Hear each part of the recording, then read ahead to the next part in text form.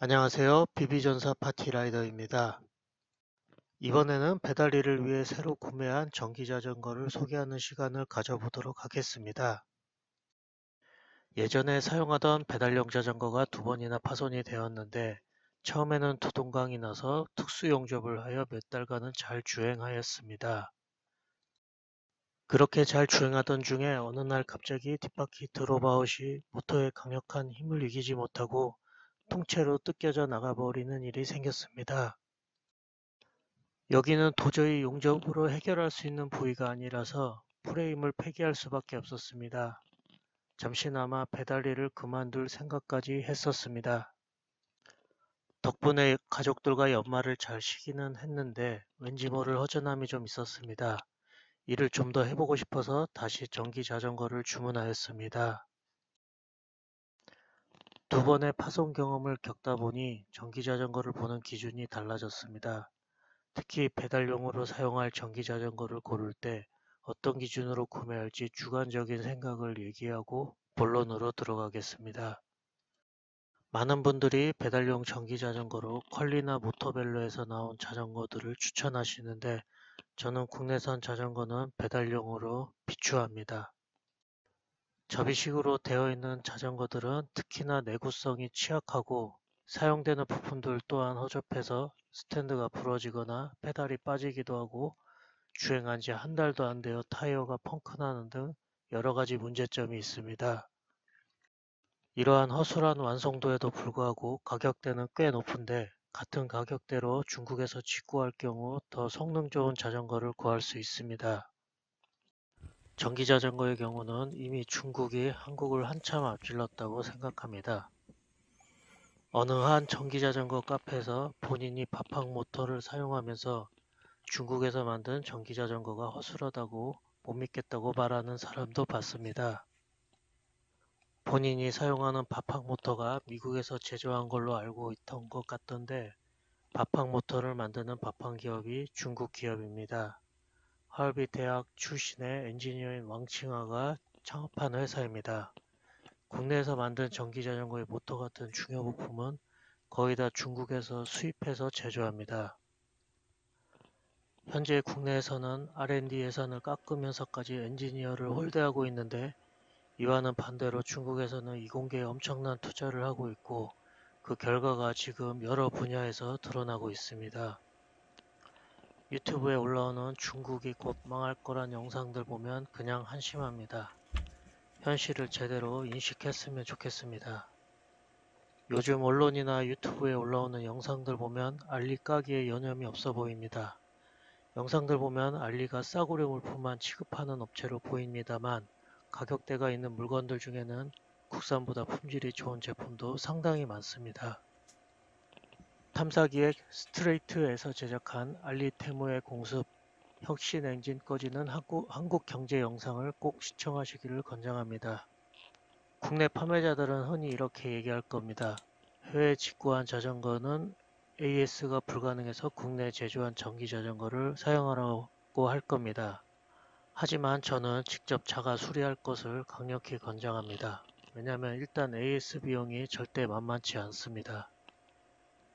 배달로 벌어들인 수익의 상당 부분이 수리 비용으로 많이 빠진다면 실제로 벌어들이는 금액이 최저 시급에도 훨씬 못 미칠 수 있기 때문입니다. 또한 유튜브에서 자전거 정비 영상을 검색하면 웬만한 해결책은 제시되어 있습니다. 그리고 손에 직접 기름때 묻혀가며 익힌 정비법은 귀중한 자산이 됩니다. 처음에 시행착오할 때가 어렵지 몇 번 하다 보면 금방 익숙해집니다. 이렇게 자꾸 정비하다 보면 자신이 소유한 전기자전거의 구조와 장단점을 파악할 수 있게 됩니다. 그리고 알리에는 거의 모든 규격의 타이어와 브레이크 패드 그리고 정비에 필요한 공구 등을 국내에서 구매하는 것보다 싸게 구할 수 있습니다. 이런 소모품들을 많이 사놨다가 필요할 때 본인이 직접 교체한다면 실질적으로 얻는 이익이 많이 늘어납니다. 다시 본론으로 돌아와서 어떤 전기자전거를 살지 고민을 하다가 나름대로 기준을 세우고 검색을 해보았습니다. 선택 기준은 첫째, 접이식 자전거가 아닐 것, 둘째, 프레임 재질이 철제일 것, 셋째, 뒤쪽에 쇼바가 달려 있을 것. 넷째, 유압식 디스크 브레이크가 설치되어 있을 것. 다섯째, 스텝스루 방식일 것 등입니다. 그런데 막상 강철 재질의 자전거를 검색하니 선택의 폭이 별로 없었습니다. 제다 알루미늄 자전거뿐이고 그나마 잦은 강철 자전거는 스텝스루 프레임이 없었습니다. 여기 보이는 이 제품이 강철 재질 프레임 중에서는 가장 튼튼해 보였습니다. ED라는 제조사에서 나온 D70이라는 모델입니다. 검정색, 빨간색 버전이 있고 750W 싱글 모터 버전, 1500W 듀얼 모터 버전이 있습니다. 1500W 버전은 앞바퀴, 뒷바퀴에 각각 750W 모터가 달린 버전입니다.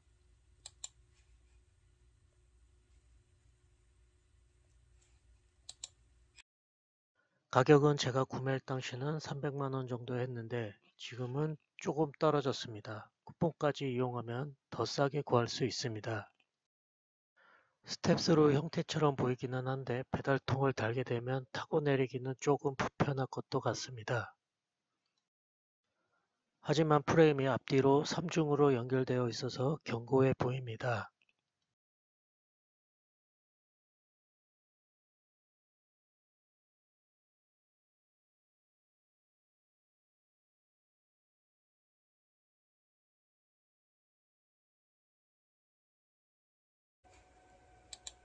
가격은 현재 기준으로 750W 모터 버전이 290만원 정도, 1500W 모터 버전이 311만원 정도 됩니다.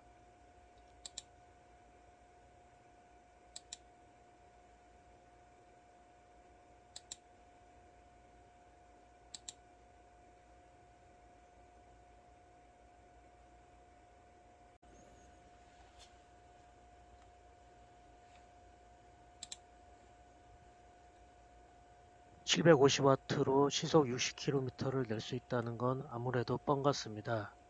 어차피 750W 사용하다 고장나면 1500W로 갈아탈 예정이라 상관없습니다. 이 자전거를 선택한 또 다른 이유는 짐바지가 일체형이라 튼튼해 보여서입니다. 앞쪽과 뒤쪽의 쇼바도 견고해 보이고 뒤쪽의 쇼바 위치가 오토바이처럼 페달통에 간섭을 주지 않는 형태라서 마음에 듭니다.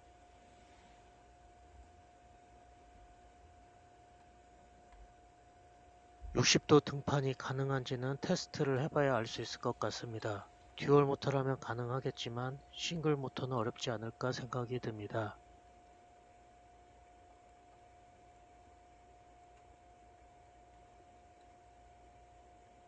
프레임은 견고해 보입니다. 짐바지도 연결식이 아닌 일체형이라 튼튼해 보이는데 좀 짧은 감이 있어 추후에 별도로 확장하는 작업이 필요합니다.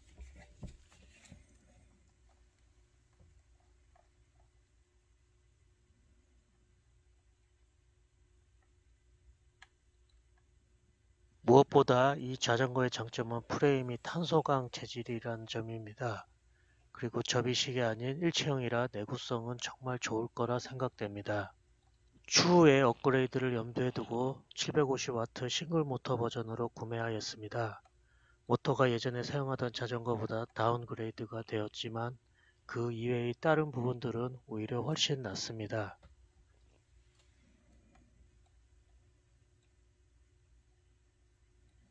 빨간색 자전거가 이뻐 보였지만 나중에 지저분해질 걸 대비해 검정색으로 선택하였습니다.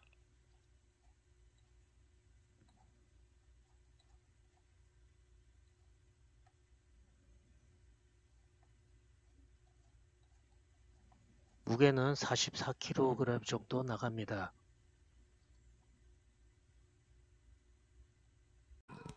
ED라는 제조사가 ED-뚜뚜라는 이름으로 한국에도 진출했는데 박스에 ED-뚜뚜라고 적혀 있었습니다. 중국에서 저희 집까지 오는데 한 달 조금 넘게 걸린 것 같습니다. 겨울 내내 집 밖에 방치해놨다가 아무래도 배터리가 방전될 것 같아 아버지와 함께 집에 들여놨습니다. 박스 무게가 59kg이고 접이식이 아니다 보니 박스의 크기 또한 커질 수밖에 없습니다. 촬영 시기가 한겨울철이라 밖에서 박스를 뜯을 엄두가 나지 않아 안으로 가지고 들어온 건데 아버지가 도와주지 않으셨다면 집 안으로 못 들여올 뻔했습니다. 풍간 업무를 대행해주는 찐더물류라는 업체에 관세 및 부가세, 핸들링, 수수료 등등 추가로 50만 원을 더 지출하였습니다. 호기심에 이리 뜻도 홈페이지에도 들어가 봤는데 정작 상품이 별로 없었습니다.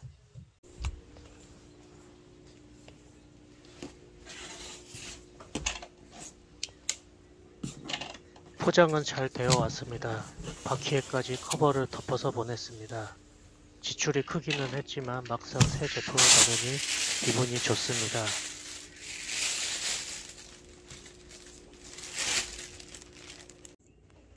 박스에서 끄집어낸 모습입니다.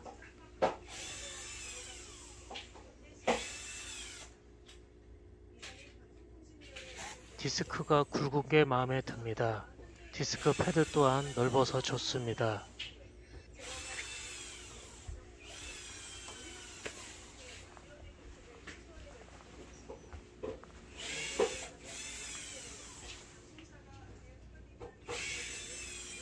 바퀴는 스포크 방식이 아니고 일체형입니다. 앞쪽에 머드가드는 별도의 지지대가 필요해 보입니다.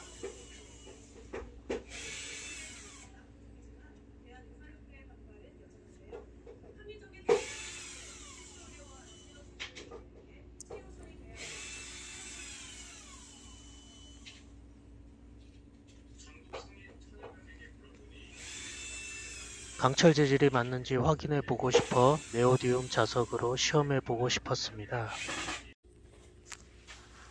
자석이 잘 붙는 걸 보니 강철 재질이 맞습니다. 뒷바퀴를 잡아주는 부분이 두꺼운 철판으로 되어 있어서 고출력 모터로 가게 되더라도 문제는 없을 것 같습니다. 뒷바퀴가 수명을 다하는 날까지 열심히 일해야겠습니다. 자전거 프레임 내부에 전선과 컨트롤러가 비좁게 들어가 있습니다. 이 상태로는 병렬 배터리 컨버터 설치가 불가능해서 안에 있던 선을 전부 바깥으로 끄집어내었습니다. 전선이 너무나 많아서 사진 찍는 것만으로는 구분이 불가능할 지경입니다. 전선을 바깥으로 빼놓는 것이 추후에 업그레이드 작업을 더 쉽게 해주기 때문이기도 합니다. 각각의 전선에 커넥터마다 포스트잇으로 번호를 써붙여 놓으면 나중에 재결합할 때도 헤매지 않고 찾을 수 있어 좋습니다. 프레임 안에 들어있던 컨트롤러입니다. 길쭉하게 생겼습니다. 나중에 재결합하기 좋게 전선마다 번호를 매겨놨습니다.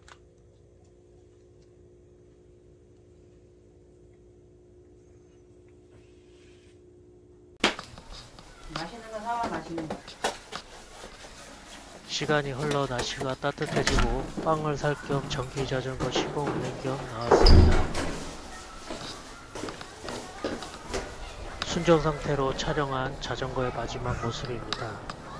시험 주행이 끝나면 뒤에는 배달통이 달리고 앞에는 추가 배터리가 설치될 예정입니다. 뒤쪽에 스프라켓이 달랑 한 장입니다. 청소하기야 편하겠지만 오르막길은 쉽지 않을 것 같습니다. 자전거의 색깔은 집에 검정색 페인트가 있다 보니 추후에 때가 탈 경우를 대비해 검정색으로 구매했고 모터는 싱글 모터로 선택했습니다. 유압 브레이크 방식이라 핸들 부분에 기름통이 있습니다.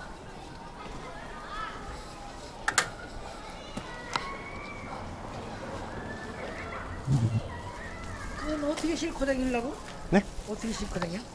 아, 그건 나중에 설치할 거예요. 설치해? 네, 따로 해야 돼요.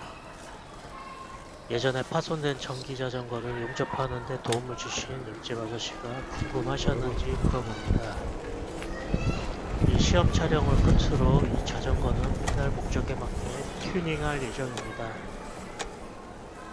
배달통을 달고 나면 자전거를 타기 위해서는 다리를 조금 높이 올려야 하는데 조금 불편하기는 하지만 파손만 안 된다면 감수해야 할 것 같습니다.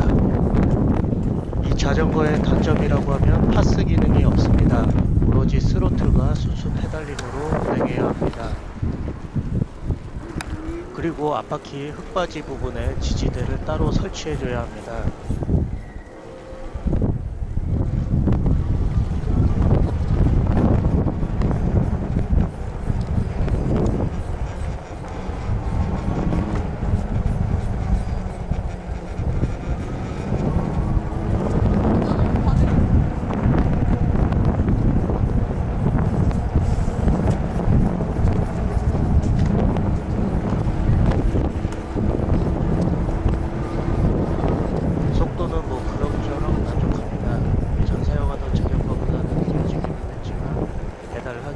충분한 속도입니다. 뒷바퀴 브레이크 패드가 디스크에 닿는지 스치는 소리가 계속되니까 촬영을 끝내고 조용해야 할 것 같습니다.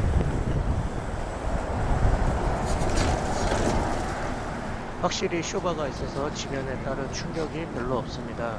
브레이크도 아주 잘 되고 그 외에는 만족스럽습니다.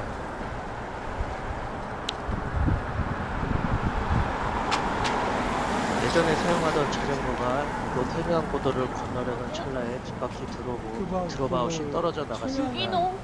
다행히도 집에서 가까운 곳이라 사고 수습은 빨리 할 수 있었습니다.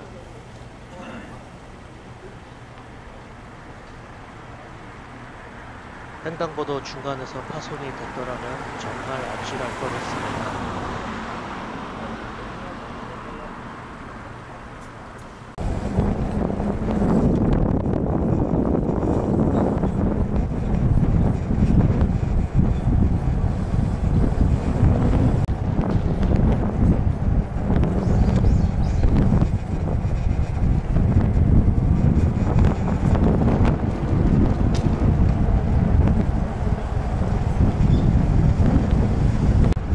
신방화역 사거리입니다.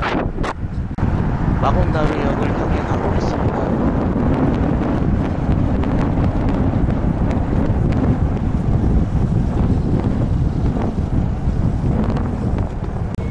마곡나루역 근처 서울 식물원 구간입니다.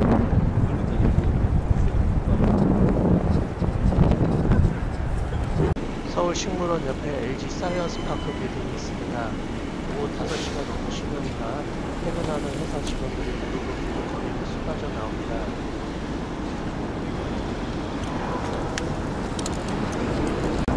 저는 지금 달콤하우스라는 빵집으로 이동하고 있습니다. 등촌 상동과 망원동 사이에 위치한 빵집인데 내년 15부터는 이곳에 정말 오랜만에 와본 것 같습니다. 속도가 좀 느려지기는 했지만 대신 안전하니 이걸로 만족해야 합니다만 한편으로는 뒷바퀴가 수명을 다해서 빨리 업그레이드 했으면 좋겠다는 생각이 듭니다.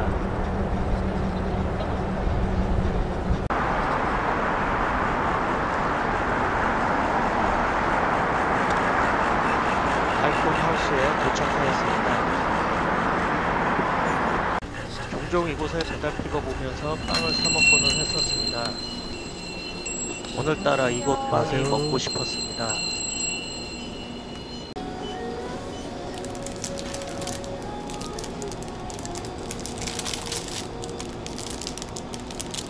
넉넉하게 사고 싶었지만 빵값이 많이 올라서 많이는 못 살 것 같습니다. 혹시 갈릭식빵은 안 났네? 어떤 거? 갈릭식빵.